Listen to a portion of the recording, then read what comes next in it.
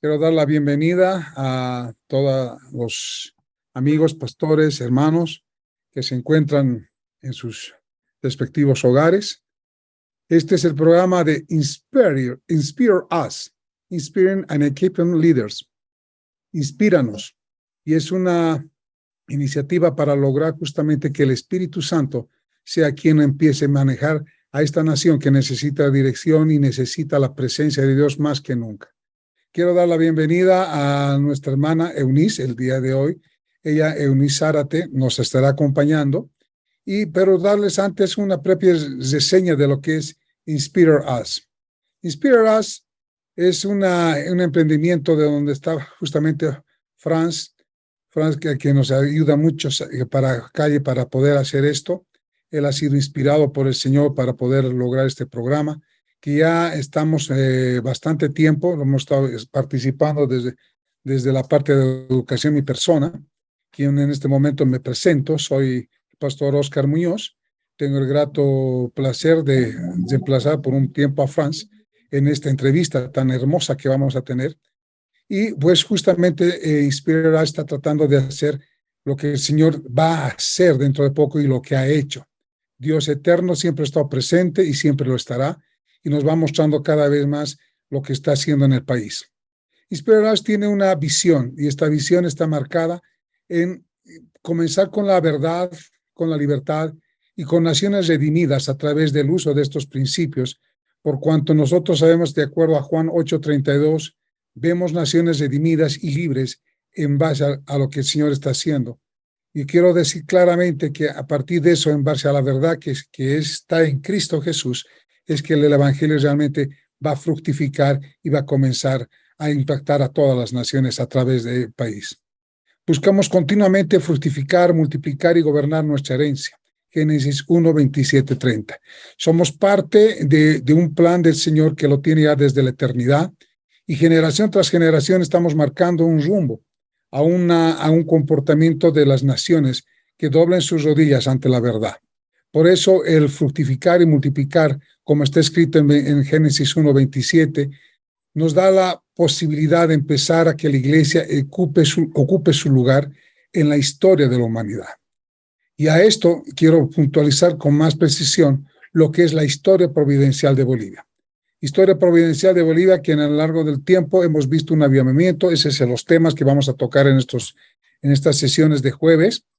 La próxima semana también tenemos otro invitado, y vamos mostrando poco a poco los participantes, los que han sido activos actores de la transformación de esta nación y lo que ha significado hasta el día de hoy. Por ejemplo, Eliseo Zúñiga ha estado con nosotros el 4 de agosto, ha estado dando la historia de la Gran Conquista a través de su libro La Gran Conquista, el cual nos va relatando desde qué momento justamente ha ingresado el Evangelio a nuestro país. También ha estado con nosotros nuestro pastor Zacarías Salas, gran amigo, parte fundamental de lo que ha sido el avivamiento de Julio César Rival, quien tiene una cronología que lo estaba revisando, mis anotaciones, que nos va mostrando paulatinamente cómo ha ido comenzando desde el año 72 y terminando inclusive hasta la fecha, cómo la iglesia ha ido fortificándose y estableciendo lo que el Señor ya ha puesto en cada uno de nosotros como partícipes también de este avivamiento. Y hoy también tenemos el 10 de agosto, la anterior semana, el mover de Dios, la historia de un pastor que conoció a Cristo en el avivamiento, César Borda. Y él también ha sido parte, y estamos estructurando, estamos construyendo este relato que el Señor nos está permitiendo para que la memoria sea recuperada. Tenemos que empezar a contar a nuestras generaciones lo que Dios ha hecho, lo que está haciendo y lo que hará. Por eso vamos a comenzar con este tema precisamente de la historia de Bolivia, la historia y unción, y conversaremos acerca del avivamiento del 72, que es el 12 de agosto, tendrá Gabriel Calderón, Javier Beltrán, Ramiro Terceros, Fernando Villalobos. Y hoy tenemos la grata presencia de Eunice Zárate de Calderón, quien ha sido partícipe, ha sido una persona inquieta, ha publicado su libro el año 2004, así lo prometió, si ustedes lo ven y lo tienen en las videopositivas. Un libro que para mí principalmente fue el primer acercamiento para escudriñar cuando era presidente de Iglesias Evangélicas Unidas y celebrando los 40 años. Busqué datos, busqué información. A Dios gracias, vi que una sierva de Dios tuvo la oportunidad de preguntar, hacer encuestas a muchas personas, actores de esos tiempos, y estructurar este libro. Fantástico, porque nos fue mostrando paso a paso lo que sucedió, los milagros, el avivamiento y principalmente el gran actor, el principal, el Espíritu Santo. Hoy por hoy tenemos el día de hoy a Eunice Zárate. La próxima semana tendremos el avivamiento del 72 también con Fernando Villalobos. Miren qué ramillete de presentación que tenemos, personas que han marcado distintas ópticas, pero de un solo propósito, Dios manifestándose. Quiero un poquito de Eunice, darle un poco de su biografía, lo voy a leer. Está casada con Willy Calderón, quien conoció al Señor en el mismo tiempo que Julio César Rival. Tiene en la actualidad 2 hijas, Esther y Daniela. Ella es licenciada en nutrición y dietética, con estudios en maestría y en política social y dirección estratégica para el desarrollo sostenible del territorio. También tiene una maestría en educación superior, especializándose en psicopedagogía, planificación, evaluación y gestión en educación superior en salud. Especialidad en economía del sistema agroalimentario y docente de la carrera de nutrición de la UNSA. Ha conocido al Señor Jesucristo a través de escuchar los mensajes de Julio César Rival por radio y principalmente en su presencia en el Estadio La Paz, que fue entre los años 72 y 73. Se ha integrado al grupo de jóvenes en el Montículo el año 73 y ha escrito este maravilloso libro del cual vamos a hablar el día de hoy, El avivamiento que conmovió Bolivia porque el Señor así lo prometió, que fue publicado en el año 2004. Forma parte de una de las congregaciones que se originó después de este avivamiento. Muy bien, dicho esto, vamos a pues comenzar ahora con el programa y dándole la bienvenida a Eunice. Eunice, muy buenas noches y puedes presentarte, por favor. Bueno, muchas gracias. Como ya lo han dicho, soy Eunice Zárate de Calderón. He conocido al Señor en el avivamiento, así que ya como lo han mencionado, he tenido la gracia de Dios en mi vida, justamente al haber podido participar del mover de Dios en aquel tiempo. Y bueno, yo lo que puedo decir es que yo no he compartido con Julio Rival, no he tenido una amistad, no he estado tan cerca de él. Sin embargo, sí puedo testificar de todo lo que he visto desde donde yo he estado. Hay hermanos aquí, por ejemplo, Zacarías, que saben, digamos, el lugar en la iglesia en el cual yo he estado como un miembro más. Y eso ha sido desde el momento en que yo me he integrado al Montículo, al grupo de jóvenes. El avivamiento en Bolivia empezó el año 72, cuando Julio regresó de Estados Unidos. Él vino a Bolivia con un llamado específico de Dios para predicar el evangelio en esta nación, y él, en esa sencillez de obedecer lo que el Espíritu Santo le estaba diciendo, el Señor a través de su Espíritu moviéndolo, él simplemente vino a Bolivia y empezó a testificar a sus amigos, a sus familiares, y bueno, el avivamiento empezó a darse, empezó a surgir, a crecer, y todos los movimientos que él hizo fueron pasos de fe, ¿no? Él simplemente se basaba en lo que Dios le dijo, en lo que él le había indicado que iba a hacer. Por eso en aquel tiempo era ese andar en fe, era pues a ver qué me dice Dios, ¿no? Porque como a Julio Dios le mostraba cómo iba a ser, qué ibas a decidir, etcétera. Entonces ya las personas que han estado con él, que han estado cerca, los jóvenes, hablemos de los diáconos, que eran los más allegados, los que le ayudaron en el estadio y lo acompañaron en diferentes eventos también que hubo, o fueron también por Julio enviados a diferentes lugares para también predicar y hablar del Señor.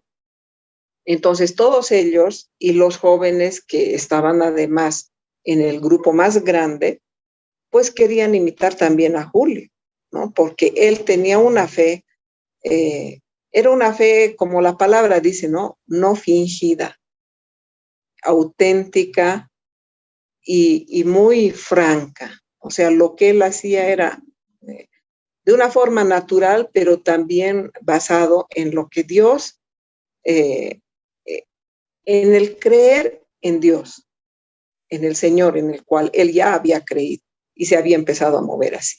Y de esa manera hubo la predicación acá en Bolivia, ya se ha tocado en las otras conferencias también bastante de esto, ¿no? De cómo empezó con un grupo pequeño, con los amigos, familia, un poquito más, otros amigos, y creció en las casas primeramente, sí. Luego en el Monje Campero, en el Coliseo Cerrado, estamos hablando de la ciudad de La Paz, y luego, pues, obviamente en las plazas de la ciudad, en muchos lugares, y luego ya en el estadio. Y paralelamente... Tengo una pregunta. Tú he estado leyendo otra vez, tu libro lo había leído, pero quisiera que nos expliques, porque tú has hecho una labor investigativa muy hermosa. Tengo más de 90 referencias bibliográficas, creo. Son 101 referencias bibliográficas. Y en la parte inicial tú haces un análisis muy pequeño, pero muy importante. ¿Cuál era la situación de Bolivia en ese tiempo?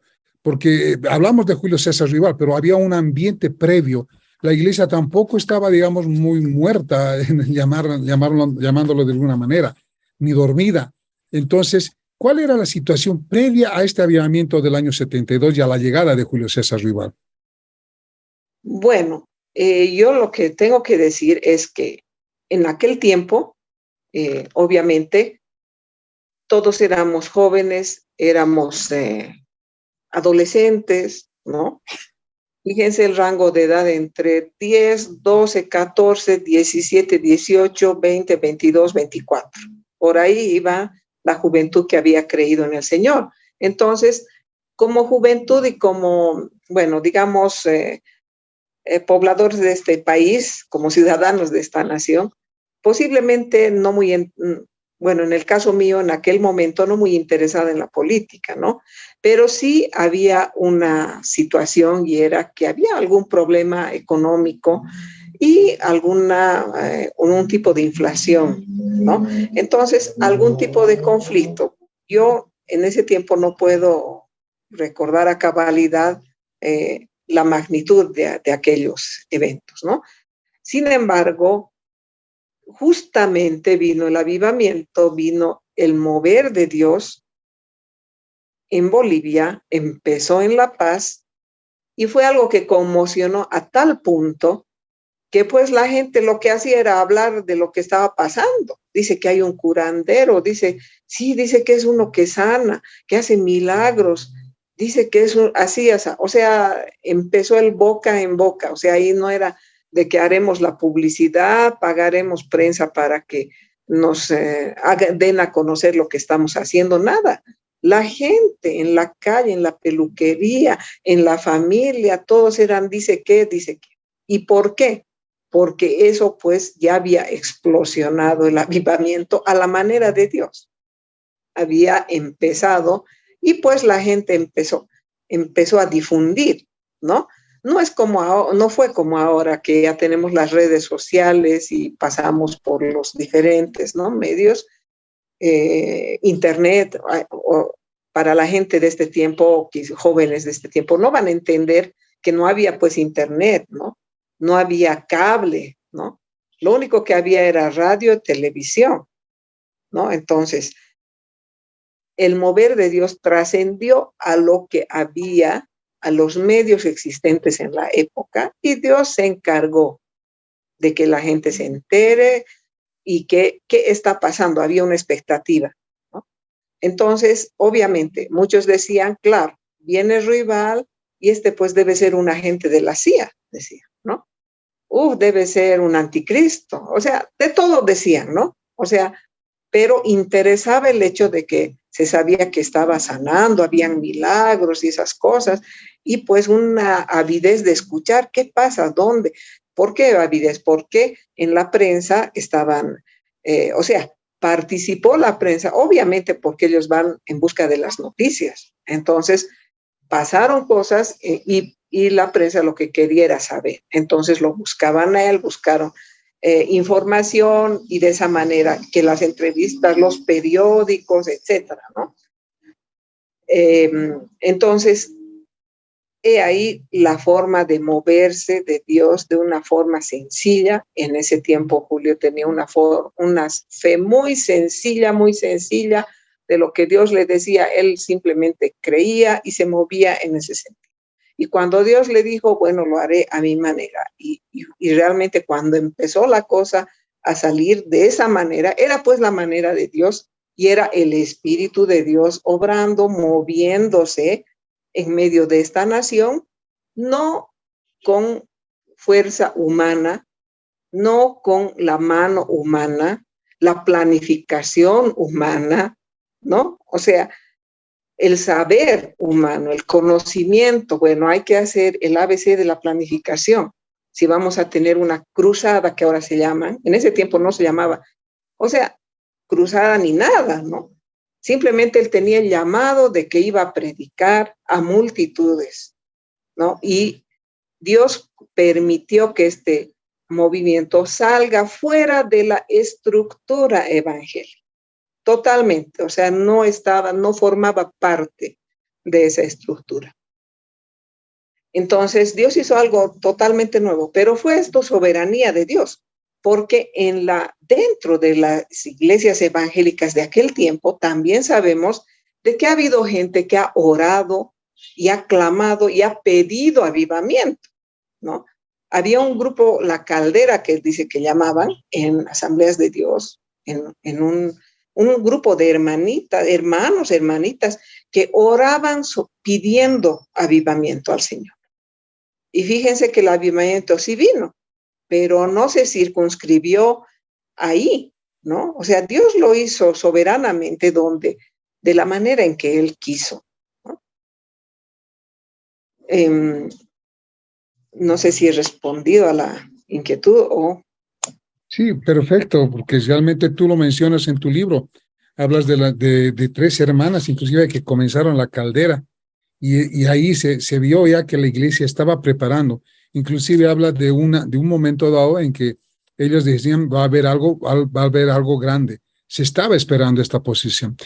Y ahí es donde yo destaco mucho el valor de la conversión de Julio, porque Julio, de alguna manera, lo han contado los demás ya, y está muy difundido ahora, últimamente por los 50 años, el cambio que hace de vida por un hecho especial, que el Espíritu Santo, otra vez siendo el principal actor de todo esto, lo lleva justamente a una cruzada de Catherine Kuhlman.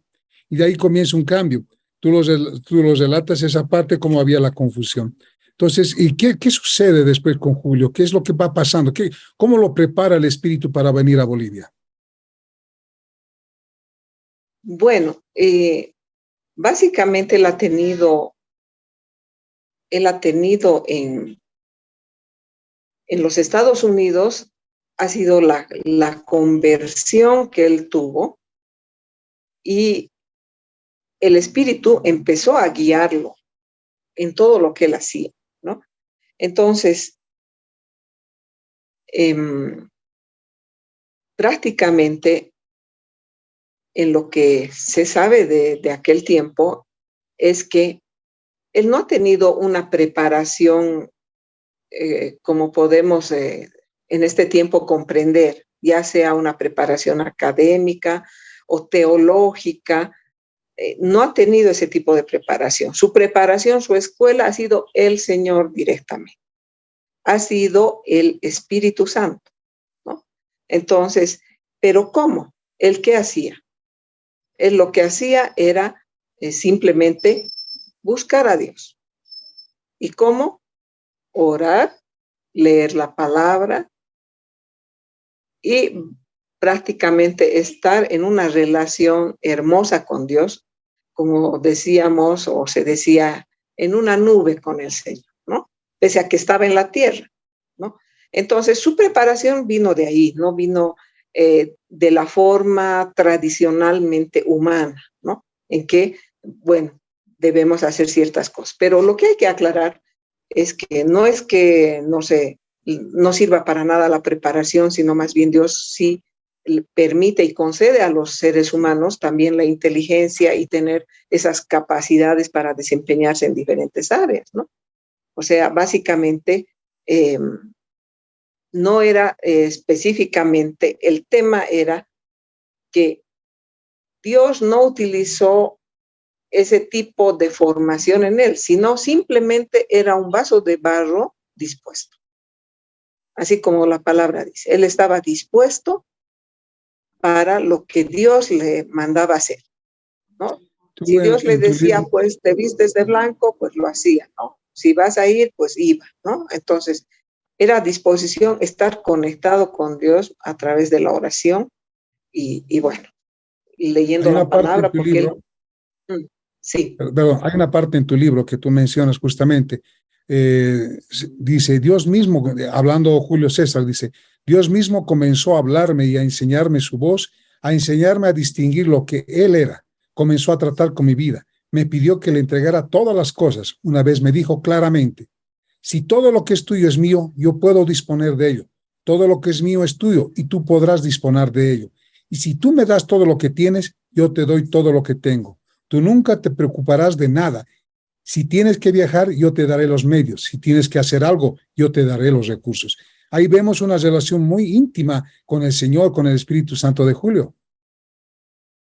Sí, es algo muy precioso, muy precioso, porque es el hecho de él haber creído, bueno, primero tener esa relación, ¿no? Que hasta me hace recuerdo a Abraham, que era amigo de Dios, y en este caso Julio, pues como que hablaba con el Señor y tenía eso, esa espontaneidad, ¿no? De luego decir esto y que Dios le diga de esa manera. Yo sé que cada persona, los que están acá viendo o quienes han creído en el Señor, han tenido también esa experiencia de cuando Dios les ha dicho algo parecido a esto que acabas de mencionar.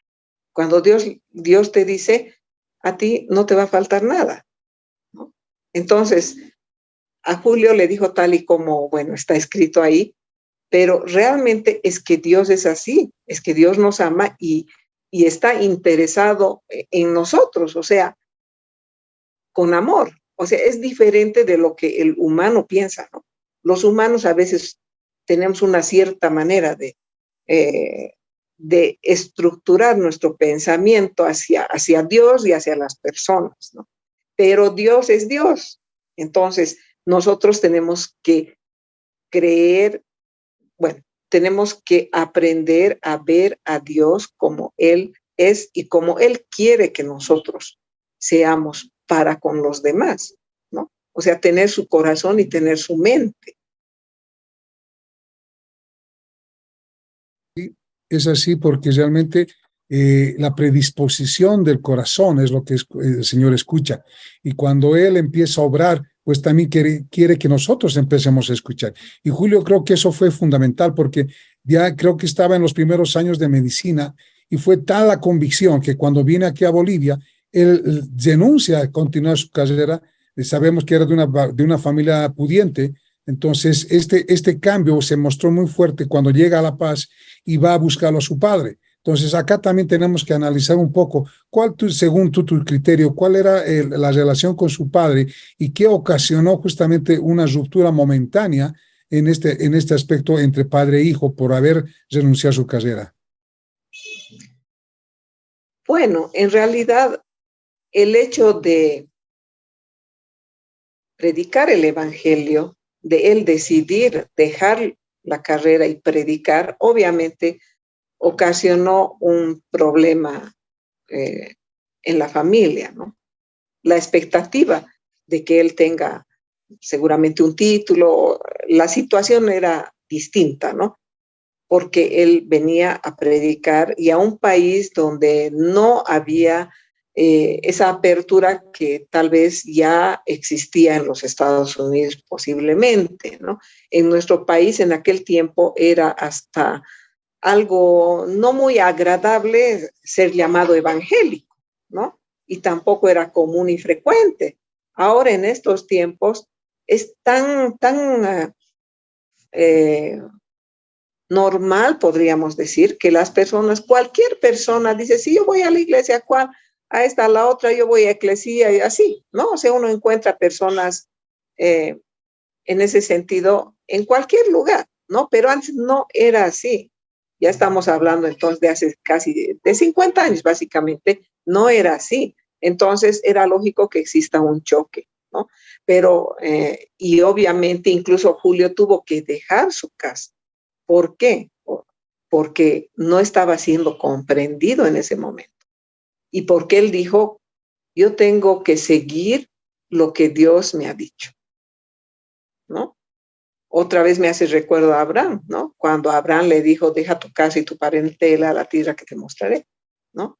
Entonces, el Julio tenía promesas de Dios, dirección de Dios, y tuvo que, en un momento, dejar, ¿no?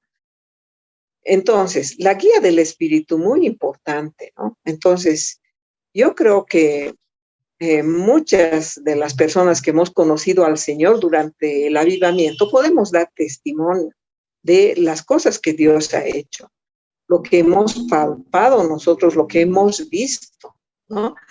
Ahora, cosas que de la forma externa se pueden ver como las señales, los prodigios que se ven, que todas las personas los pueden percibir, vale decir milagros, sanidades, liberación de demonios, cosas que son tan llamativas y también tan contundentes que para la gente de afuera no tendría que quedar dudas de que Dios realmente es y está obrando. Nosotros hemos visto, y podemos dar testimonio, los de aquel tiempo y más adelante también, ¿no? Sin embargo, también hay un testimonio mayor que se da en todos nosotros, en toda la iglesia, no solo en los que hemos vivido en aquel tiempo. Es la obra genuina del Espíritu Santo, del Señor a través de su Espíritu, que ha hecho en cada uno de nosotros a lo largo de los años. O sea, nosotros no somos los mismos que cuando hemos empezado en aquel tiempo. El Señor ha ido trabajando y obrando en nuestras vidas. Ahora, en ese tiempo, yo pienso, viendo desde aquel tiempo hasta este tiempo, es que hemos sido guiados, hemos aprendido aquel tiempo a que teníamos que ser guiados por el Espíritu de Dios. Posiblemente no entendíamos mucho a precisión en qué consistía esto de ser guiados por el Espíritu de Dios. Sin embargo, el Señor se ha ido moviendo, ha ido obrando en cada una de nuestras vidas, pero no siempre de esa misma manera, porque a veces también se comete el error de pensar que, bueno, como fue así, Dios va a obrar así y tiene que obrar así. De aquí en adelante, antes, siempre es así. Pero Dios es Dios. Dios obra de la manera que Él quiere. También la palabra dice que el Espíritu es como el viento, ¿no? Que sopla de un lado, del otro, oyes su sonido, pero no sabes por dónde viene, a dónde va. Entonces, el Espíritu Santo ha hecho y ha estado haciendo su obra en cada uno de nosotros. Ahora, los dones del Espíritu, las manifestaciones poderosas de sanidades, de milagros, bueno, se han hecho a lo largo del tiempo, se han dado situaciones así también, pero aún eso, cabe decir que es soberanía de Dios, cuándo se van a hacer las cosas. Yo creo que a las personas, a los seres humanos, lo que corresponde es que cada persona sea un vaso, somos vasos de barro, un vaso dispuesto al Señor. En eso Julio dio un gran ejemplo. Dispuesto a lo que Dios quiera hacer. Porque, ¿qué hemos visto en aquel tiempo? La sencillez del espíritu, ¿no? O sea, sencillez, no era nada complejo, porque ahora de pronto estamos muy expuestos a mensajes, enseñanzas, predicación de todo tipo, ¿no? De las más profundas a las más complejas, a las más sencillas. Hay todo tipo de mensajes, ¿no? Y el énfasis en estos años, en estos decenios, sería sobre todo en la enseñanza de la palabra, la exposición de las escrituras, ¿no? Y bueno, sobre todo la iglesia un poco más pasiva, más, en sentido de escuchar, ¿no? O sea, ir, cantar, escuchar otra vez y bueno, seguir aprendiendo, escuchando la palabra. ¿Qué pasó en aquel tiempo, en el primero, ¿no? Desde que empezó? Ese grupo de jóvenes, lo que afuera toda la gente veía los milagros, sanidades y que había esa predicación y que dónde están sanando, queremos ir, eso veía la gente, ¿no? Entre tanto Julio estaba predicando y habían las reuniones en el estadio, pero eso fue solo ese momento. Pero ¿qué pasó con los demás? Había una multitud de jóvenes que se había convertido y que había empezado pues a reunirse, ¿no? Multitud. ¿Y dónde? En el montículo. Ahí es donde yo fui también. Y muchos fuimos y estuvimos en medio de una multitud de jóvenes que llenaba el montículo. Y todos felices cantando, alabando, danzando para el Señor, ¿no? ¿Y quién presidía? Un par de personas. Un hermano con su megáfono y bueno, el micrófono y el otro hermanito con su guitarra. ¿Y quiénes eran los asistentes? Pues una multitud. Ese lugar, si conocen ustedes, lleno de gente, lleno, ¿no? Entonces, en el pasto, en las barandas, alrededor, todo estaba lleno. ¿Y quiénes? Jóvenes. La mayoría eran jóvenes. Entonces, Dios empezó a obrar y continuó su obra en los jóvenes, solamente que efectivamente como el avivamiento había surgido en las casas y bueno, se había expandido hacia la población y el lugar de reunión básicamente fue el montículo, después también la Plaza Baroa, entonces, pero al aire libre, ¿no? Entonces, bajo las estrellas del cielo de la noche, el miércoles o en la tarde, el domingo, en el sol de la tarde, desde las 2 de la tarde, ¿no? Entonces, domingo, el día en que las familias se reúnen a almorzar hasta tarde, ¿no? Pero los hermanos no. 2 de la tarde tenían que estar en el montículo alabando al Señor, felices, gozosos de la presencia de Dios y de poderle cantar y poder leer la palabra, ¿no? Porque no, como decíamos, no había pues una doctrina, una enseñanza o alguien que pueda exponer con mucho conocimiento la palabra. Había algún hermano que se levantaba y decía, yo quiero compartir esto. Y con su sencillez leía un verso, un pequeño párrafo, a veces poquito, y todos, aleluya, qué lindo, gloria a Dios. Así, nos gozábamos y después era cantar, bailar, hacer rondas, etc. Y el Señor moviéndose en medio de esa sencillez de los hermanos, ¿no? Todo así, de una manera espontánea. Entonces, yo creo que el Señor quiere llevarnos a la sencillez. Ahora estamos en otro momento de la vida. Ahora la iglesia está de otra manera, en un sentido de que ya hay mucho que en aquel tiempo no había. mucho se ha dicho que, bueno, Julio debería habernos, muchos dicen, ¿no? Julio nos ha abandonado, nos ha dejado, él debería habernos cuidado, habernos, bueno, dado protección, ¿no?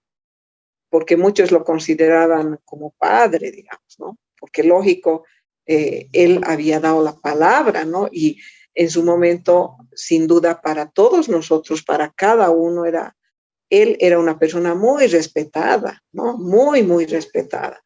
Entonces, obviamente, bueno, hay toda una historia detrás del asunto de que no había pues una congregación, no había ministerios bien establecidos, bueno, ahora estos van a cuidar de los nuevos convertidos, no había nada de eso. Por eso es que también muchas personas se fueron, no pudieron perseverar, ¿no? Entonces, lo más importante es seguir en el camino guiados por el Espíritu de Dios. Y la base, así como hemos visto en quien nos ha predicado, que ha sido Julio, realmente esa búsqueda de Dios, de las escrituras, lo que dice la palabra, ¿no? Y la oración. Entonces, ese es el fundamento. Este hermano tenía mucho, era de un carácter muy firme, muy fuerte. Se podría decir que era impositivo. Hablando del tiempo del avivamiento del 72, 73, ¿no? Él tenía una autoridad de Dios muy fuerte. Los dones del Espíritu funcionaban en él de una manera preciosa. Y el Señor obviamente se manifestaba, pero él irradiaba algo especial. De los diáconos que estaban muy cerquita de él, muchos así entre broma y chiste decían, ay, el Julio está recargado, decían, ¿no? Porque realmente dicen ellos que a momentos era como que había una presencia de Dios y que no podían estar muy cerca de él, ¿no? Pero al margen de esto que, bueno, pudiera ser, wow, qué llamativo, el asunto es que por el Espíritu Santo, él hablaba el evangelio verdadero. Vale decir, ese evangelio que te lleva a reconocer tu condición de pecador, al arrepentimiento de pecados, ¿no? Y que además hacía notar, hacía profundamente visible el amor de Dios. Él hablaba con claridad de las cosas, decía, bueno, ustedes que hacen esto, el otro, aquello, ¿no? Así, claramente decía, ¿no? Entonces, decía, tienen que arrepentirse. Jesús te ama. Jesús te ama. Ese Jesús te ama era para derretir, ¿no? O sea, no es un cliché, ¿no? Porque a veces ahora medio que, como quiera que en aquel tiempo era así, entonces algunas personas toman como cliché, ¿no? O sea, no es así, o sea, no son fórmulas, o sea, en eso había mucho amor, no el hecho de solamente, pucha, eres pecador y te vas a ir al infierno. A veces ese es el énfasis del mensaje en la iglesia, bueno, en la predicación, el evangelismo, ¿no? Él tenía ese mensaje en que realmente por el Espíritu daba a entender que realmente había pecado, ¿no? Pero en realidad él lo decía de una manera muy abierta, ¿no? Y la gente se compungía, porque ahora muchas cosas no se dicen por no ofender, ¿no? Se van a enojar. Y como que hay gente que se enoja. Si se habla del pecado, si es pecador, no, Sin embargo, por el Espíritu Santo de Dios es diferente, ¿no? Entonces, no solo eso, sino, como digo, el amor de Dios. O sea, él mostraba también el amor de Dios, ese amor con el cual Dios ama al pecador, ¿no? Y por tanto se produce el arrepentimiento, ¿no? Por ejemplo, ¿qué pasaba en el estadio, ¿no? Él predicaba y decía, levantemos las manos, levanten las manos, ¿no? Entonces, todos levantaban las manos, ¿no? Pero de una manera como un solo hombre. Yo recuerdo, miraba a todos ahí, todos con los ojos cerrados, levantando las manos para orar. Y luego él oraba, los demás con las manos, todos con las manos levantadas, repitiendo, y un silencio, ¿no? Total, para escuchar al predicador. Entonces, había una situación especial que se dio aquel tiempo, que ha sido que, bueno, Dios ha concedido a Bolivia vivir eso, y a nosotros que hemos estado ahí, nos ha concedido poder ver esa obra genuina del Espíritu Santo, ese moverse del Espíritu de esa manera tan natural, ¿no? Dios nos ha concedido tener eso antes de tener digamos, unos estudios en los cuales nos digan, bueno, el Espíritu Santo se mueve así y bueno, toda una estructura, ¿no? El Señor nos ha concedido verlo y tenerlo en la parte práctica, ¿no? En la vida de la iglesia. En ese tiempo, el énfasis en esos primeros, bueno, meses o primer año, podríamos decir, ha sido en los dones del Espíritu, ¿no? Porque ya después ya cambiaron las cosas, después. Había una parte en la historia muy importante.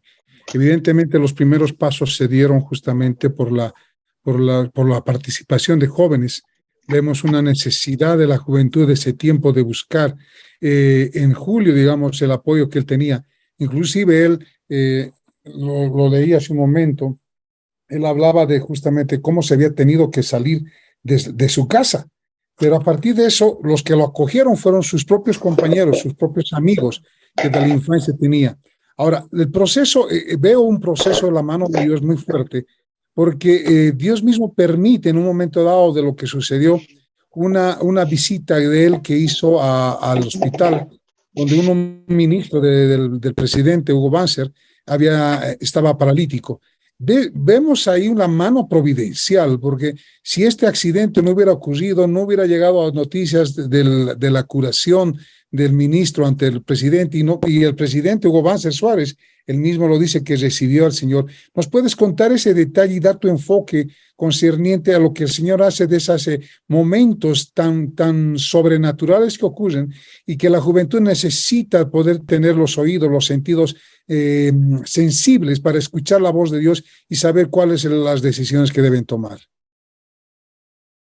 Bueno, sí, ese evento está relacionado justamente con esa promesa, con lo que prometió el Señor respecto del avivamiento, porque Él le dijo a Julio, lo haré a mi manera.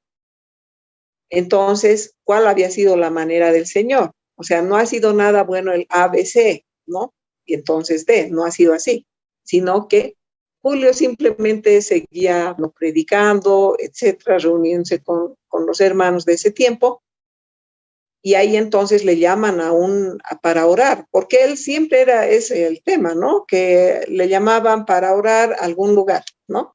Y él iba y oraba por uno, el otro, y etcétera, ¿no?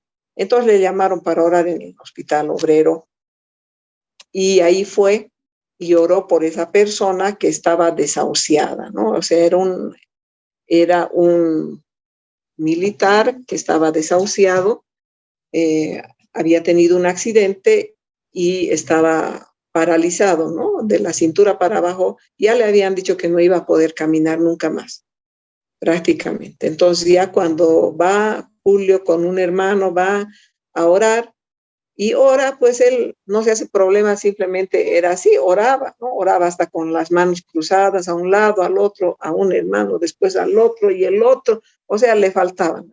Pero en ese momento él oró por esta persona y dice que le dijo la esposa, estás moviendo los dedos, estás moviendo los dedos, estás moviendo los pies. O sea, ahí empezó una tremenda sanidad del hombre, ¿no? Y un alboroto tremendo en el hospital, ¿no? Que las enfermeras, los médicos y todos sabían el estado en que estaba este enfermo. Y lo que hizo Julio es nada más, se fue con el hermano. Bueno, ahora vámonos, se fueron. Y a raíz de eso lo buscaron, porque había sido pues un dignatario de Estado este señor que se accidentó. Y la sanidad fue notoria a todo su entorno y al presidente.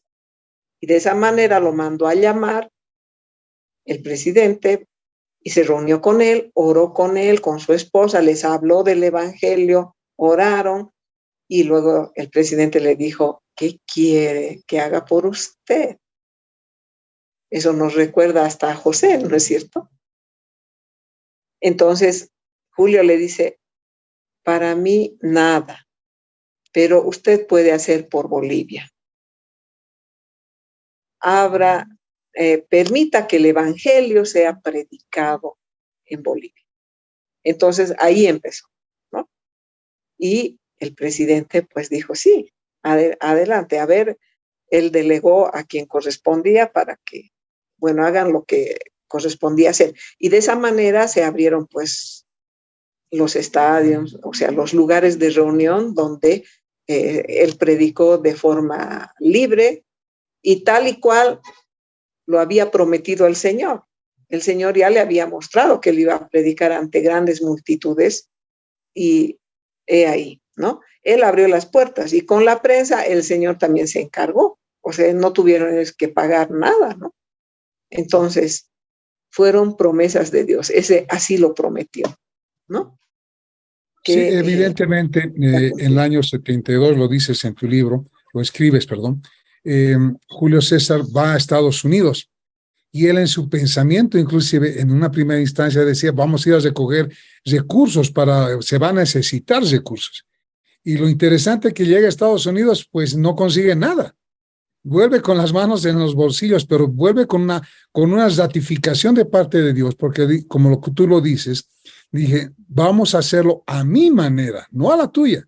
Y hay muchas veces que nosotros como evangélicos nos vamos predisponiendo a hacer las cosas que Dios no quiere que hagamos, porque no esperamos en Él.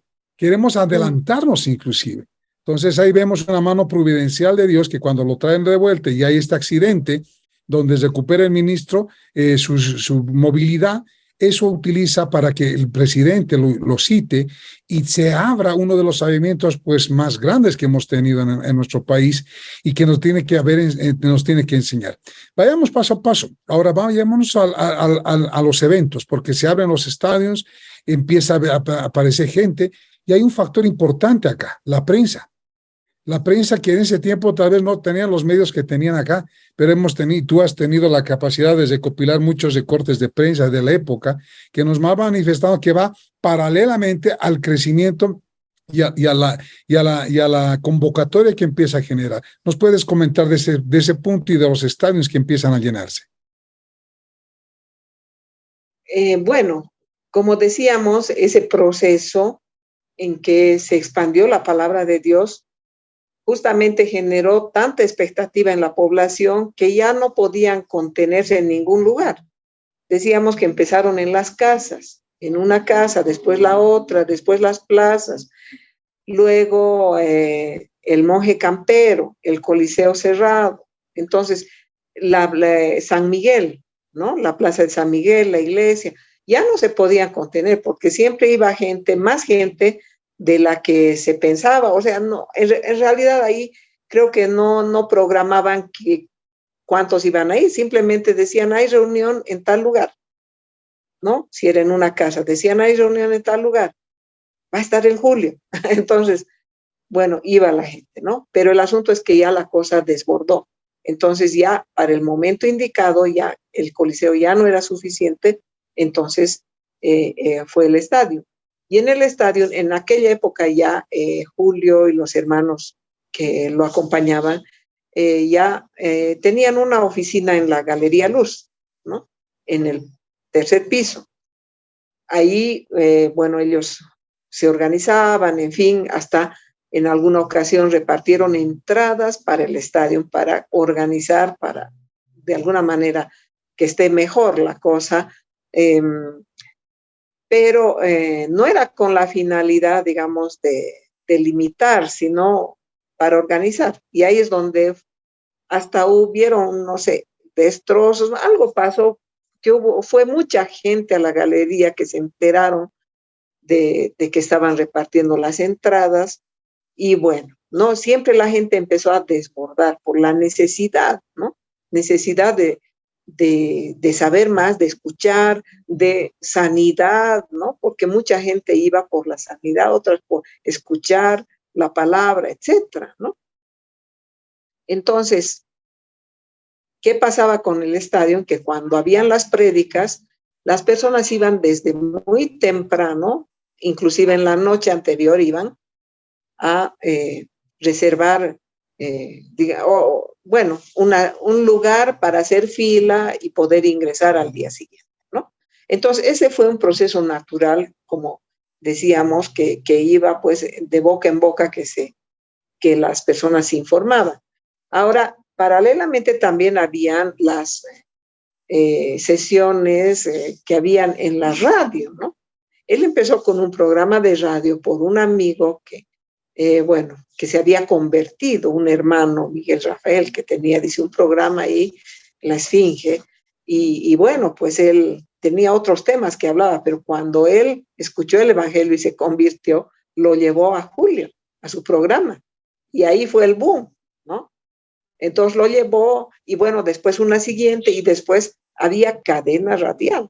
¿Por qué? Porque todos estaban interesados en escuchar qué era lo que él decía, ¿no? Y él hablaba, no eran espacios demasiado largos, pero hablaba del Señor, hablaba de su amor, del amor de Dios, de la cruz, del sacrificio. Y hay que recordar que el énfasis del Evangelio, como yo decía al principio, era el Evangelio puro, no añadido con nada, porque se hablaba de la muerte de Jesús y las canciones eran en ese sentido. Y muchos de los que están acá se van a acordar, ¿no? Había una que decía, aleluya, el Señor, por su sangre fuimos limpios, por sus llagas fuimos curados, ¿no? Entonces, la gloria para Dios, y era todo en relación a lo que el Señor había hecho. Ahí no era algo que, bueno, vamos a agradar un poquito a la audiencia y no les diremos algo que les pueda incomodar. Nada, ¿no? O sea, el Evangelio puro tal cual era. Y la gente escuchaba y además se disponía, y cuando él decía, oremos, oraba. ¿Cuántos miles habrán orado por la? ¿Cuántos miles? Cada vez que había el programa, él hacía repetir la oración, ¿no? Oraba, oren conmigo, ¿no? Y oraba con tanto amor y tanta dulzura del Señor que, bueno, pues era un momento especial, ¿no? Cual no se había conocido o visto antes, ¿no? Entonces, son sellos, son marcas que Dios ha dejado desde aquel tiempo para nosotros. Así es, así es. Y eso es lo que hoy tenemos que rescatar, la sencillez, porque si algo fundamental ha habido en ese tiempo, no era algo programado, no se basaba en un programa, en un protocolo, menos en palabras que no ofendan o dejen de ofender. Lo que se hacía era la voluntad del Señor. se escuchaba al Espíritu Santo y se hablaba. Y era tan fuerte que inclusive hay un acto ahí que el mismo Julio también a sus discípulos, lo llamaban los discípulos, que eran también mayoría marqueses, también me acuerdo de eso. Y algunos jóvenes no deben saber lo que eran los marqueses, pues los marqueses eran jóvenes, jóvenes desalmados, jóvenes que tenían Integrantes de pandillas. una pandilla. Exactamente. Y ellos empezaron a convertirse y los que custodiaban el estadio eran ellos. Entonces la gente venía a verlos, decían y quería ver porque nos hacía temblar, nos robaba nuestras casas y ahora los vemos sumisos porque eso es el cambio que hace el Señor. ¿Qué nos puedes contar al respecto? Sí, bueno, tantas anécdotas, ¿no? Que se han dado en su momento, porque de pronto, cuando empezaron los hermanos, se empezaron a convertir las personas y obviamente llegaron a ellos, a estos, a los pandilleros de aquel momento, y estaban en su auge las pandillas en La Paz. Entonces, y la más importante era la de los marqueses, o diremos como que la más fuerte o la más violenta. Bueno, pero el asunto es que se empezaron a convertir los integrantes de la pandilla. Entonces ellos dicen, bueno, ¿qué está pasando? Aquí estamos perdiendo nuestros miembros, ¿no? Y de esa manera lo buscan a Julio, ¿no? Van dos de ellos y lo buscan y ya pues con sus chamarras y cosas y la pinta que tenían que hacían también asustar, ¿no? Y van a buscarlo a una casa donde él estaba reunido con unos hermanos y los hermanos temblando van y le dicen a Julio, te están buscando, ¿no? Pero no salgas, ¿no? ¿Pero por qué? Dice él, ¿no? Entonces sale nomás. Y ahí es donde les predica así clara y abiertamente, ¿no? Ustedes están en grupo y son valientes, pero cuando tienen que enfrentar una realidad no es así, ¿no? Y les predica pues el evangelio. Y acaban orando con él, de rodillas allá afuera, todo, ¿no? Y se van después de eso. Y luego Julio entra, regresa adentro de esa casa y dice que estaban temblando de miedo allá adentro. Entonces él les dice, ¿qué les pasa? ¿No? Él notó que estaban así. Entonces le dicen, bueno, él les dice, ¿qué les pasa? Si estaba a un tiro de Jesús. Entonces, básicamente, realmente como en algún momento también decía, él mismo en algún momento decía que, bueno, que estar con el Señor, el amor al Señor, o sea, quita todo temor, aún el temor de la muerte, ¿no? Y bueno, ese es otro de los testimonios también que ha habido, ¿no? Entonces, el Señor ha llegado a través de su Espíritu Santo, ha conmovido esta nación, a las personas, a todo nivel, y lo que ha hecho en aquel tiempo ha agarrado a la juventud, ¿no? La juventud de la nación, de Bolivia. Entonces, ha sido como diríamos, una movida estratégica, ¿no? O sea, Dios ha removido aquí las cosas y ha hecho nuevas cosas, ¿no? O sea, realmente ha conmocionado la nación y no de una forma humana. Porque a lo que hemos visto después, más adelante, ya obviamente sin desmerecer a nadie de todos los esfuerzos que tantas veces se hacen por alcanzar a los que no conocen al Señor con el Evangelio, bueno, pues ha sido tan diferente aquella vez, ¿no?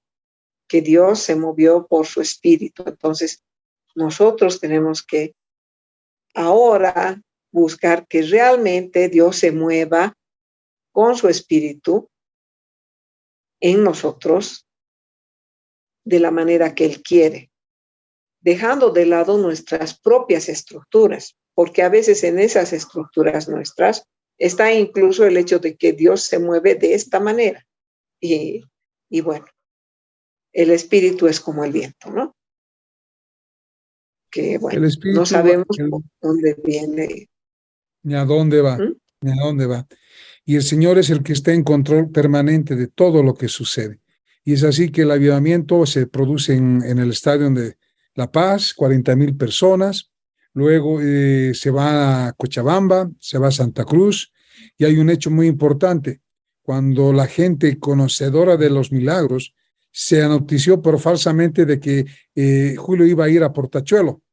Y pues no estaba programado, pero él está en el avión y miren el corazón de este joven tocado por el Espíritu, dice, no puedo dejar sin ir ahí.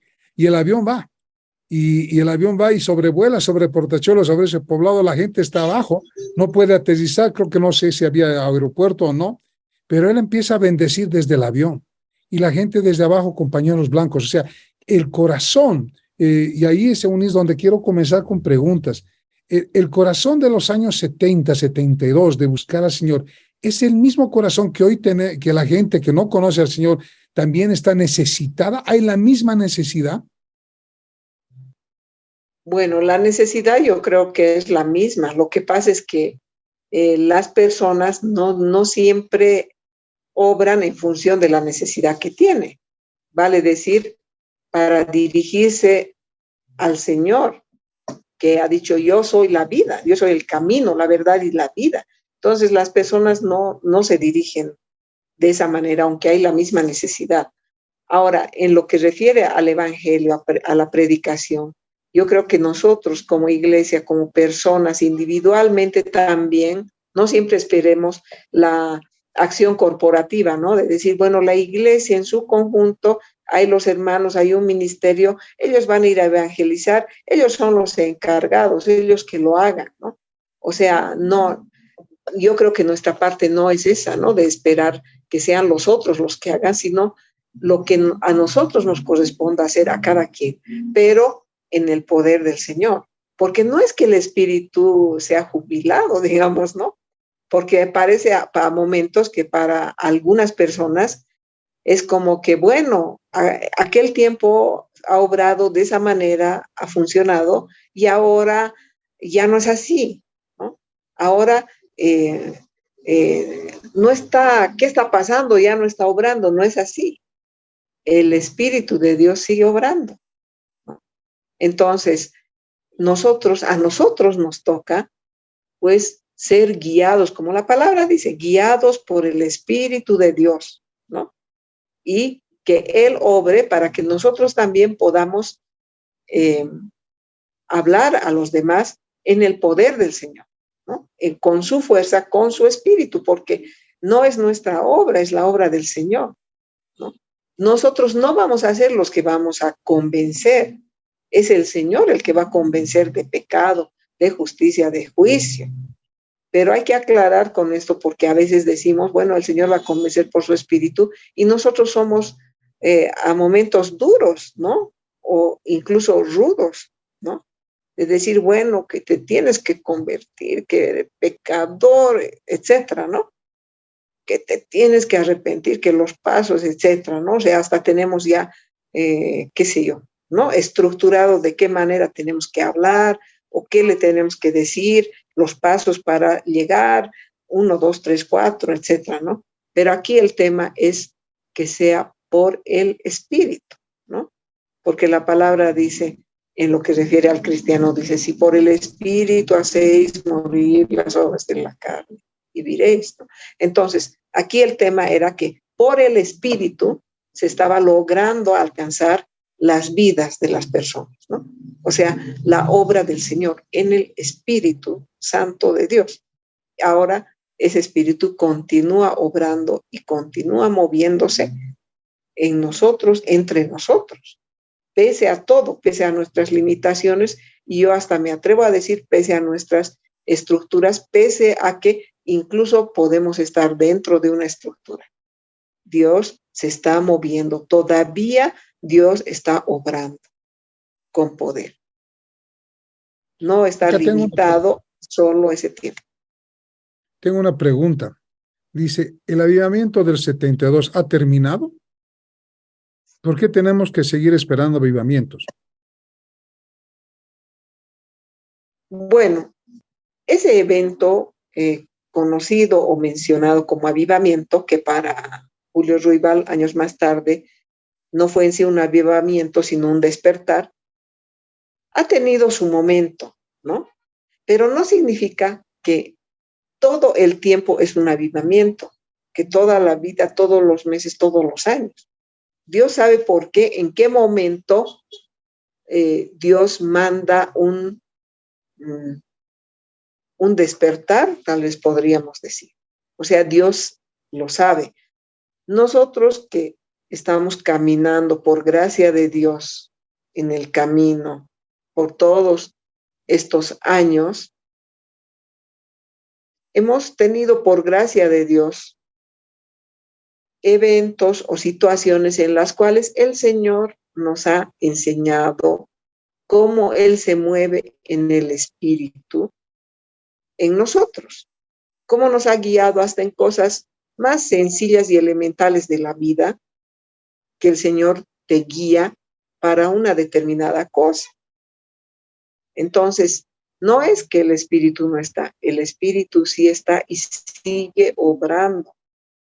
¿Y en quién obra? En nosotros, en su pueblo, en sus hijos. Pero otra vez regresamos a nosotros. Si nosotros estamos siendo sensibles al Señor, dispuestos al Señor, ¿no? Como en el caso de Elías, ¿no? ¿Se acuerdan ustedes, no?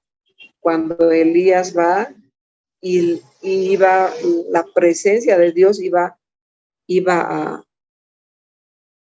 pasar, pues pasó un estruendo, ¿no? Un estruendo impetuoso, hubo hasta un terremoto que quebraba las peñas, etcétera, ¿no? O sea, hubo muchas cosas, pero dice que el Señor no estaba ahí. Pero ya cuando vino un silbo apacible, él se inclinó porque sí, el Señor estaba ahí. Entonces tenemos que aprender a ser sensibles al Espíritu, que a veces no le escuchamos. A veces somos un poco testarudos, ¿no? No le escuchamos o no queremos escuchar. Y esa es otra lección que tenemos de este siervo ungido de Dios, de Julio César Ruibal, que él en ese momento, en ese tiempo, pues estuvo como un obrero 100% dedicado al Señor, 100%. Y no solo dedicado, sino obediente al Señor, obediente, ¿no? O sea, escuchándole al Señor, ¿no?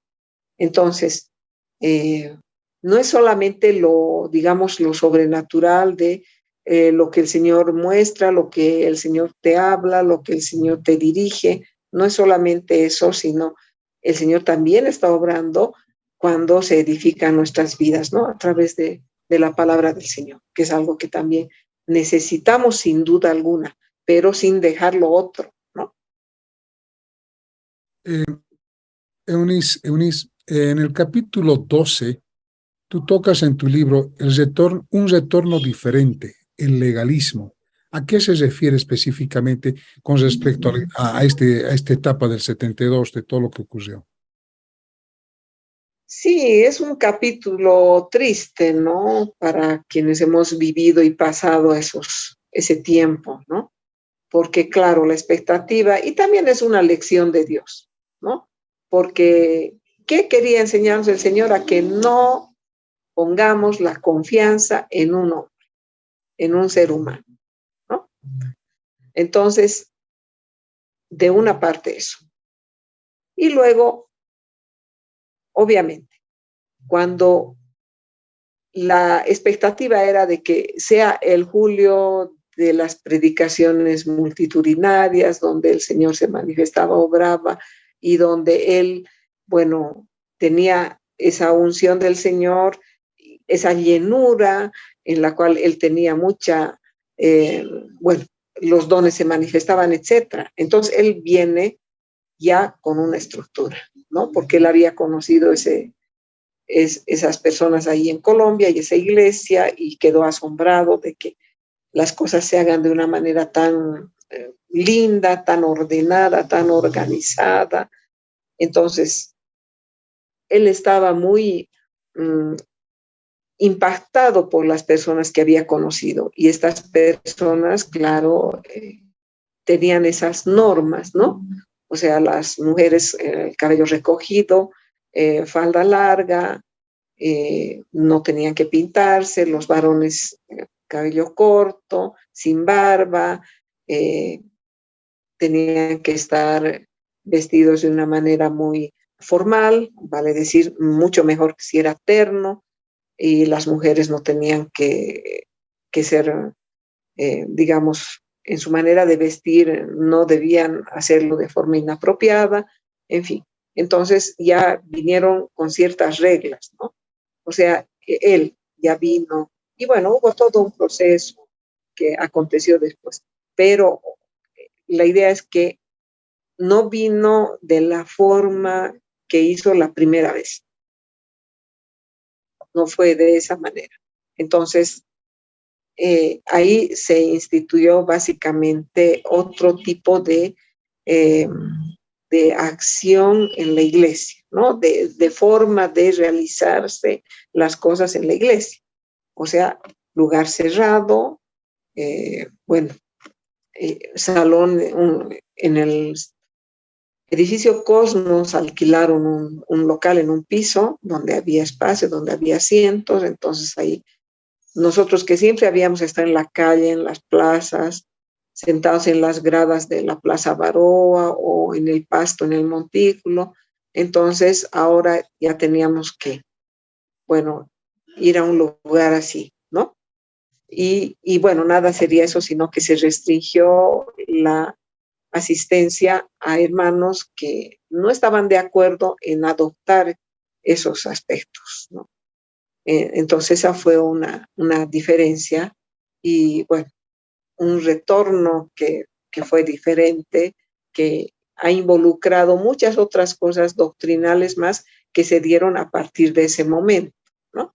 Ya después, bueno, esto era a principios del año, en diciembre 73, enero 74, porque en febrero ya hubieron las prédicas nocturnas que hizo en el estadio el hermano Julio, para predicar a las personas que iban a dejar de ir a los carnavales para escuchar la palabra de Dios, ¿no? Esa era, digamos, la idea que en ese momento tenía Julio.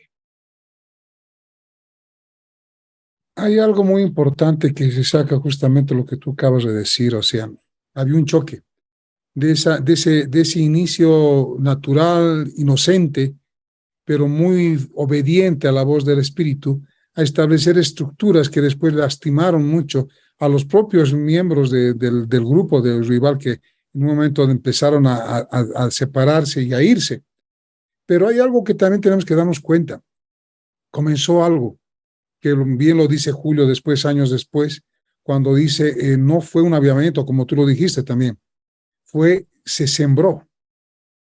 Fue el tiempo de siembra, que hoy podemos decir ya 50 años atrás.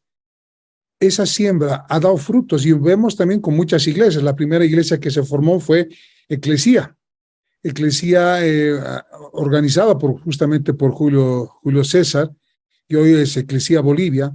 Vamos viendo que ha habido un mover, un despertar de la gente, porque empezó a empezar a fundar iglesias, Poder de Dios, Cristo Viene y otras más, Iglesia Cristiana, y vemos que esto ha difundido.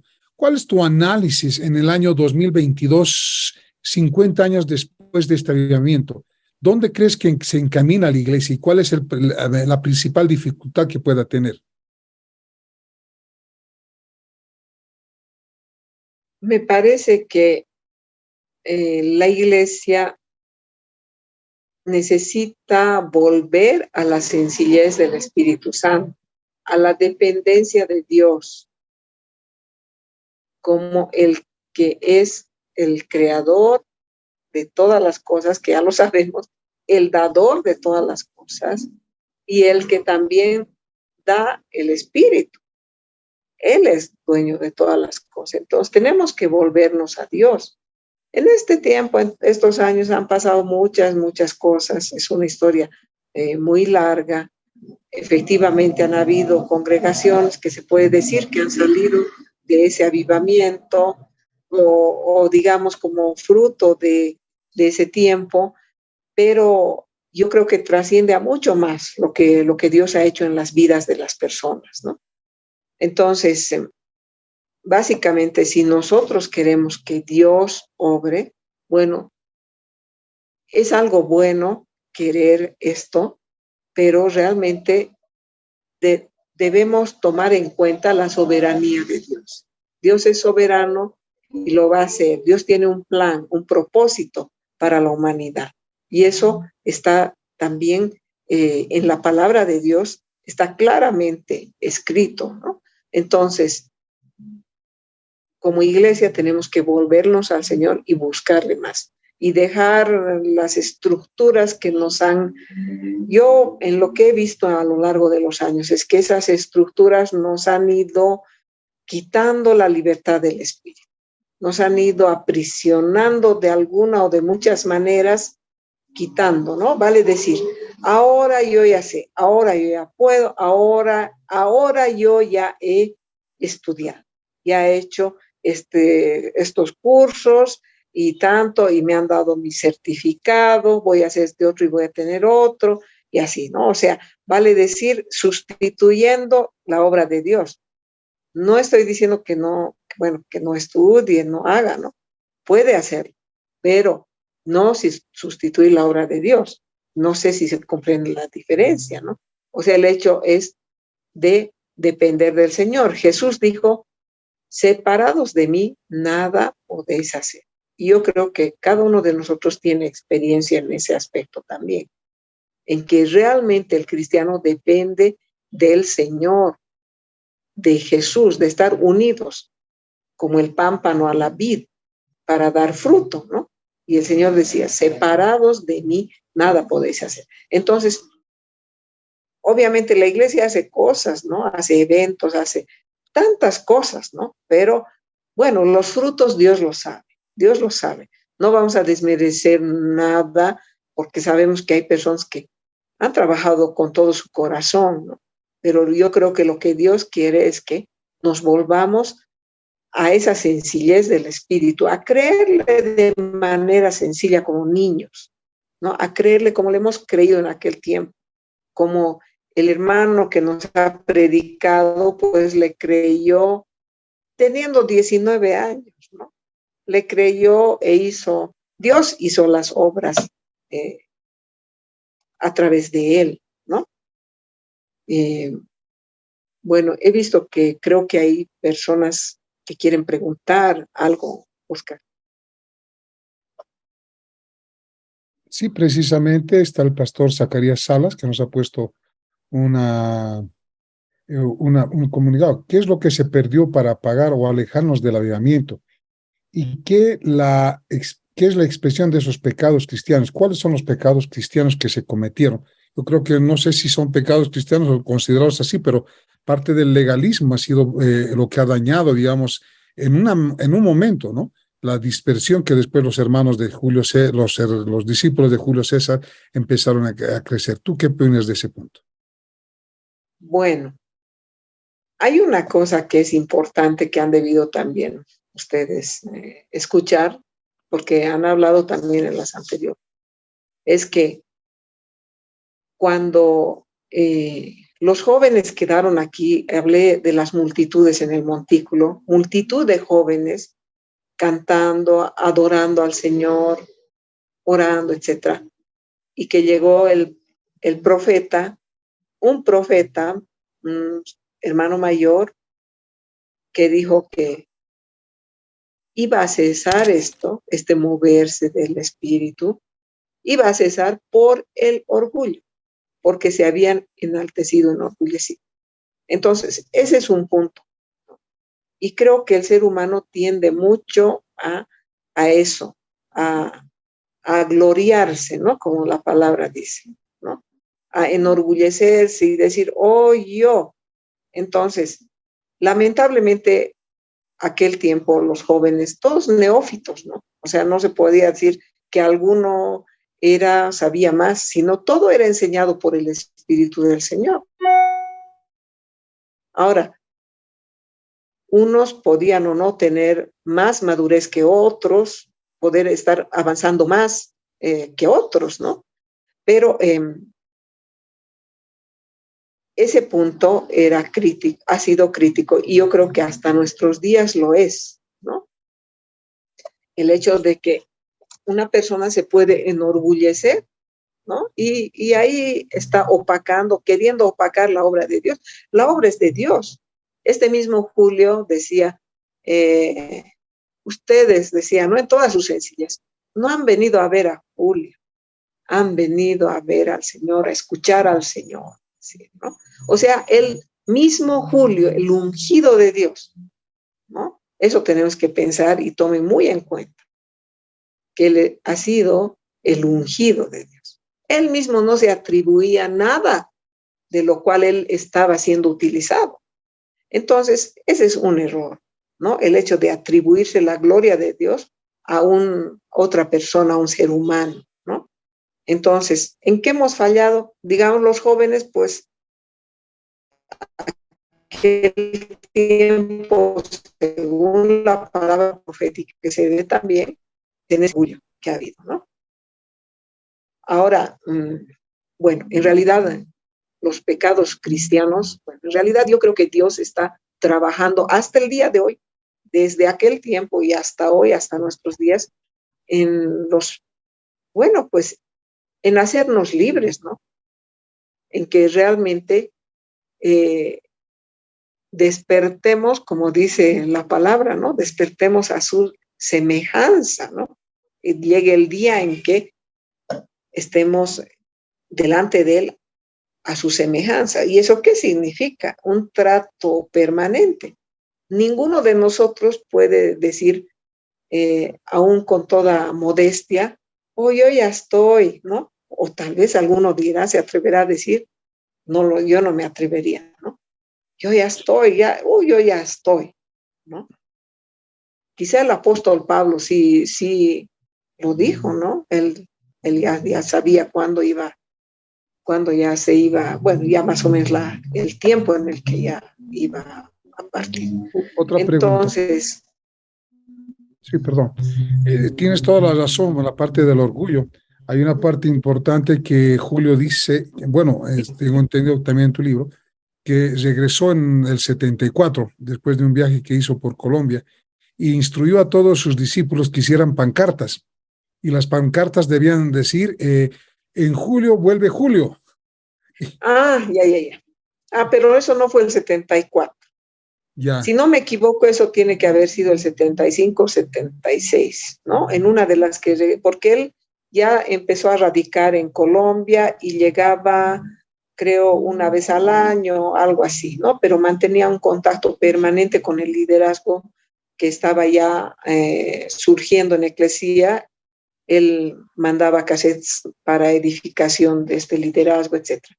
Entonces llegó un momento que, si mal no recuerdo, no sé si era el 76 o el 75, que él quiso hacer una campaña, ¿no? Una campaña de predicación que se hizo verdaderamente en el Coliseo Cerrado y se llamaba Julio en Julio, ¿no? Dijeron, bueno, ahora se va a llamar Julio en Julio, ¿no? Entonces, bueno, ese fue un poco un eslogan para aquella campaña. Que fue una campaña que se hizo en ese lugar. Me dicen que era de poca presencia que tuvo esa campaña y empezó a bajar. A una pregunta aquí, Andrés nos pregunta, buenas noches, ¿el avivamiento se cortó porque tú crees que la iglesia se equivocó o simplemente fue el deseo de Dios de parar? ¿Porque la iglesia se qué? Porque la iglesia se equivocó, ¿se paró el avivamiento porque la iglesia se equivocó o simplemente fue el deseo de Dios de parar? Yo creo que Dios en su soberanía hizo lo que Él quiso hacer. ¿En qué sentido? Cuando ocurrió lo que les mencionaba, ese aspecto, ¿no?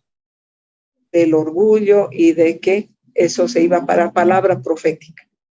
No olvidemos que en la palabra del Señor también han habido momentos en que el pueblo suyo, el pueblo de Israel, ha recibido palabra profética dura en la cual Dios les ha prácticamente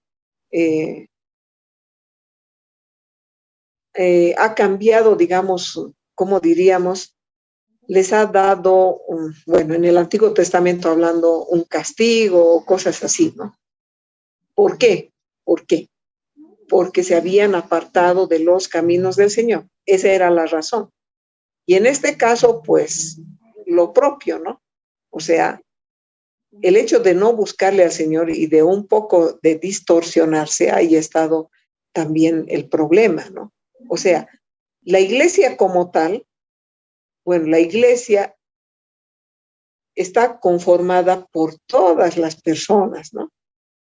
En el mundo, en nuestra nación, en nuestra ciudad, ¿no? O sea, y entonces, ¿quiénes han fallado? Bueno, era tal vez el grupo, algunas personas, pero el asunto es que Dios es soberano y que tampoco Dios obra como nosotros pensaríamos. O sea, nosotros a veces hacemos suposiciones de que, bueno, entonces, como es así, el siguiente paso es este y va a seguir y va a continuar.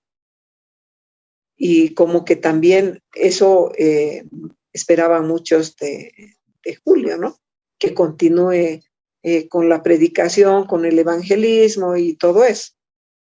Pero él obviamente, claramente, ha hablado más adelante, muchísimos años más adelante, en algo muy personal de él, ¿no? Pero que lo habla. En algún momento Dios le dijo, no te he llamado a llenar estadios, te he llamado a hacer mi voluntad. Yo creo que eso es algo, bueno, eso es algo personal de él, ¿no? Ante Dios. Pero yo creo que es algo que a nosotros nos tiene que hacer pensar mucho, ¿no? Entonces, ¿qué es lo que estamos haciendo? Tenemos que hacer la voluntad de Dios. Y, bueno, como seres humanos, yo creo que no es que tan sencillo, que religiosamente podemos decir, sí, sí, claro, estamos en eso y estamos, ¿no? Pero el Señor sabe, ¿no? Porque nos resistimos, ¿no? Y Dios sigue trabajando en nosotros, ¿no? Así que soberanía de Dios. En esa soberanía de Dios, que Él es el que tiene la última palabra, y Él no ha dejado de estar con nosotros en nuestro país, no nos ha dejado. Ha habido un crecimiento de iglesias exponencial, también de personas nacidas de nuevo.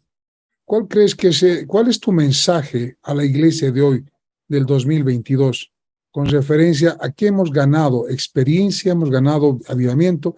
¿En qué beneficia? Mira, hace poco estuve con jóvenes de una iglesia y ellos no conocían nada de Julio César Rival. Y lo que más me alarmó inclusive era de que había personas de 30, 20 años de cristianismo que no habían escuchado o no les interesaba saber. ¿Cuánto puede haber influido ese avivamiento del 72 a estos 50 años? ¿Qué necesitamos cambiar? Y ahí viene a colación una pregunta que me hacía Carla Lorena, que dice, ¿cree que vuelva a haber un nuevo avivamiento? ¿Tenemos que vivir esperando avivamientos o tenemos que vivir esperando o manifestar nosotros ese avivamiento? Exacto, ahí volvemos a lo individual, ¿no? O sea, la iglesia, lo corporativo, digamos, y lo individual, ¿no? A veces se piensa que, bueno, si ha habido avivamiento y hemos estado y hemos visto tantas cosas hermosas, entonces ahora necesitamos otro avivamiento para volver a ver esas cosas hermosas, ¿no? Pero Dios, en su soberanía, Él verá cuándo va a enviar. Ahora, La oración es importante, efectivamente. Como decíamos, hubieron personas que oraron, ¿no? Pero Dios sabe cuándo lo va a hacer. Y efectivamente es necesario que el pueblo clame y que pidamos, ¿no? Pero ojo que en la experiencia que tenemos es que el Señor respondió, efectivamente el Señor lo hizo, estaba en su propósito, pero no lo hizo con las personas que pidieron. Es decir, no utilizó exactamente a esas personas, ¿no? Él utilizó a un instrumento, bueno, a un hombre que estaba dispuesto en ese momento, ¿no? Entonces, tampoco podemos vivir esperando avivamientos, porque la vida nuestra es una vida de cada día. Hay días en que a lo mejor estamos súper bien y otros días en que estamos probados, ¿no? Que estamos en una batalla de la fe, ¿no? Entonces, la cosa es individual, ¿no? También vale decir en qué medida somos llenos del Espíritu, como la palabra dice, sed llenos del Espíritu y no satisfagáis las obras de la carne, los deseos de la carne, ¿no? Entonces, si nos dice sed llenos, entonces significa que realmente esa es algo que lo debemos hacer, ¿no? Que es necesario que nosotros busquemos, ¿no? Ser llenos del Espíritu. Y no buscar solamente que, bueno, va a venir el avivamiento, entonces vamos a ser llenos y todo va a pasar, ¿no? Espontáneamente. Si el Señor quiere, amén. La gloria es para Él y si lo hace el Señor, realmente felices, ¿no? Pero ojo también, tenemos que saberlo distinguir, tenemos que saberlo discernir y no cerrar nuestro corazón, no cerrarnos, porque ¿qué ha pasado a lo largo de estos años también? Muchas manifestaciones del Espíritu del Señor, ¿no? En un cierto lugar o en otro, o en algún hermanito o hermanita, ¿no? Ferviente del Señor.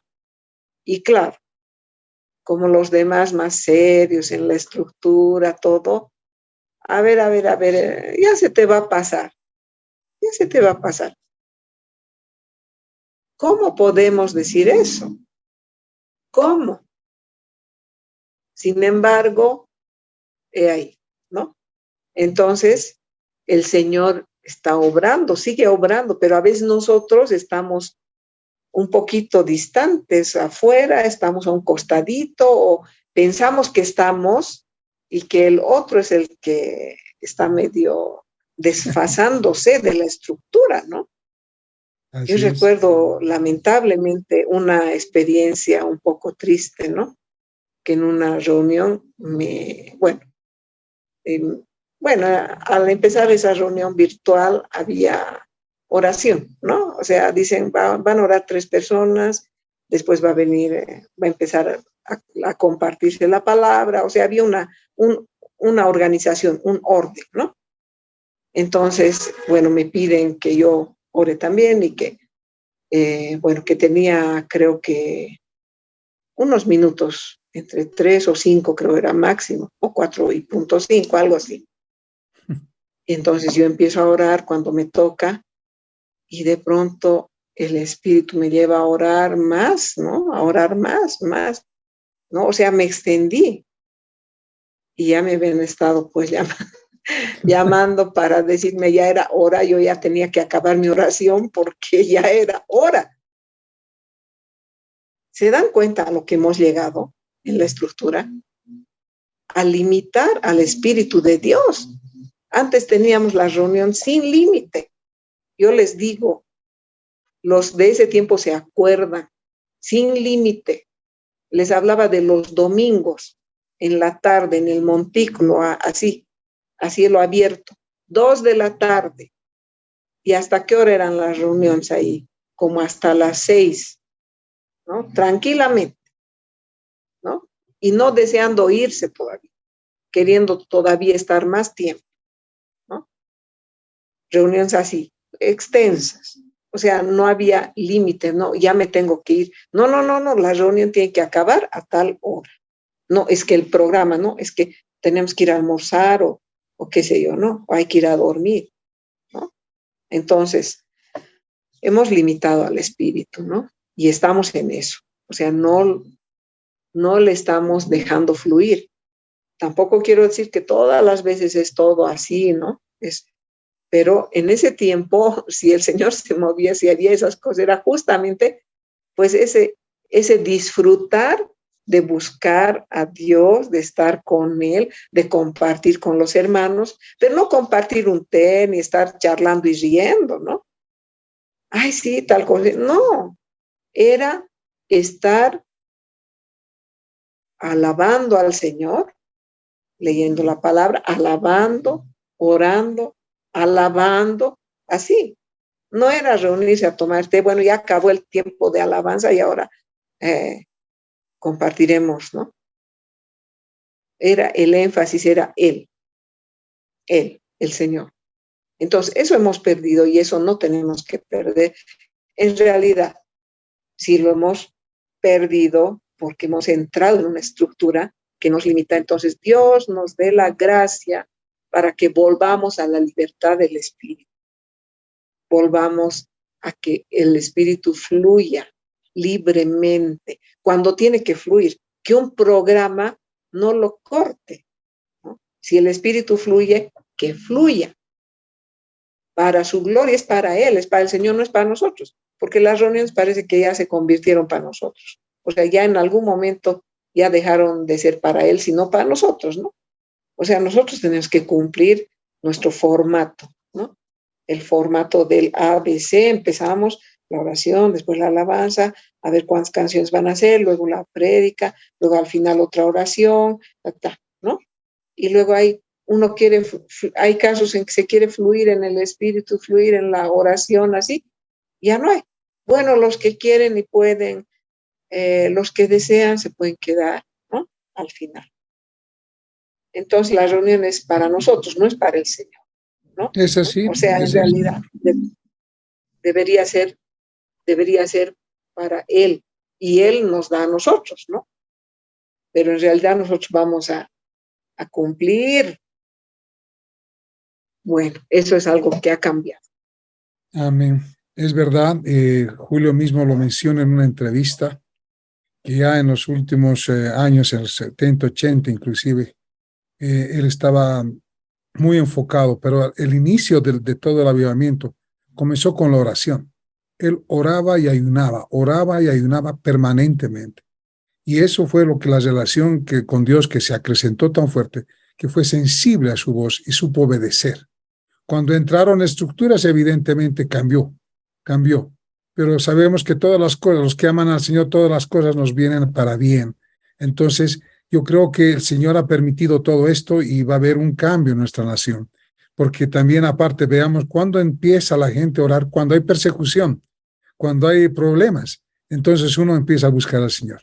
Eunice, yo quisiera que no es en contradicción, pero ya estamos fuera de tiempo. Quisiera que tengas tus últimas palabras y puedas despedirte, por favor, para poder empezar a este cambio que el Señor nos está llamando.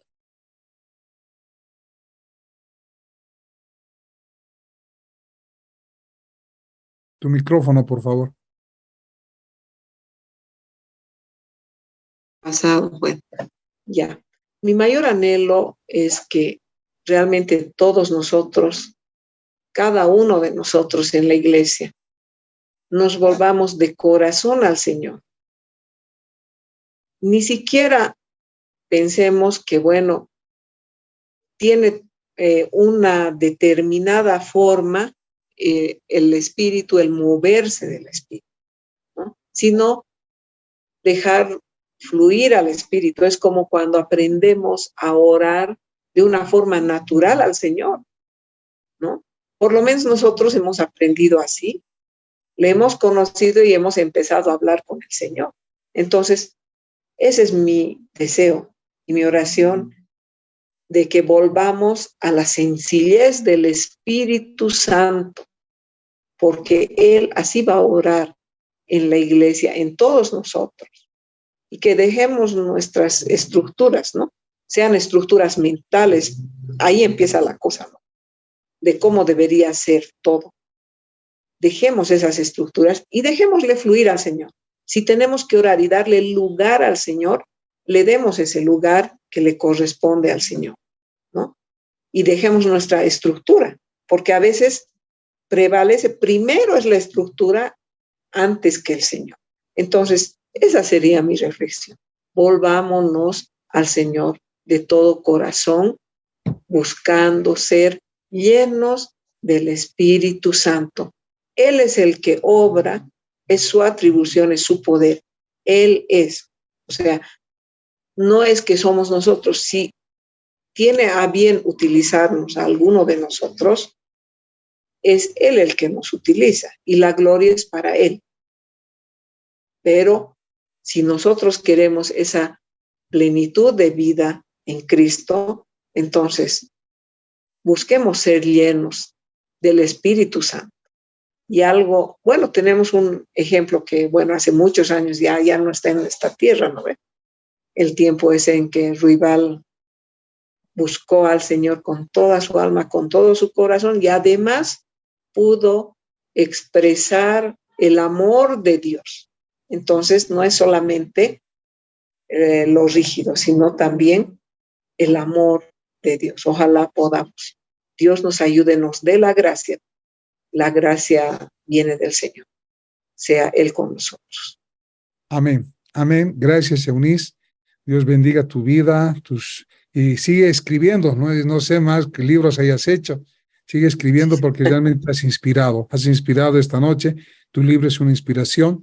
Invitarles a todos los hermanos. La próxima semana estaremos con el pastor Fernando Villalobos, también en el tema El avivamiento del 72 y la vida en el Espíritu. Gracias, Eunice. Gracias a todos los que han participado, han estado presentes. Dios es el mismo ayer, hoy y siempre. Y el Señor va a cumplir su palabra porque Él así lo ha prometido. Y esta nación Bolivia doblará sus rodillas al Padre.